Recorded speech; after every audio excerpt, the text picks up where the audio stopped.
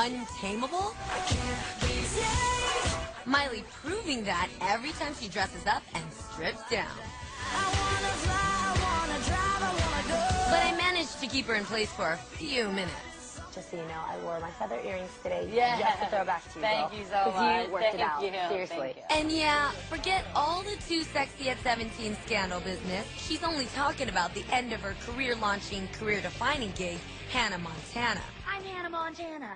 There's so many memories here. Are you going to take something with you? I kept some of the clothes and I kept one of the wigs so I could, be able to have that. And I want to frame it like in my house. I heard that you were thinking of throwing away the blonde wig, though. Is that true? I'm not throwing it away. I think Okay. people all over the world would have a heart attack. I know, you No. couldn't. What was a huge moment during the series that made you go, okay, this is a phenomenon? Someone asked me for my autograph for the first time and I was like, oh my God, that's so cool.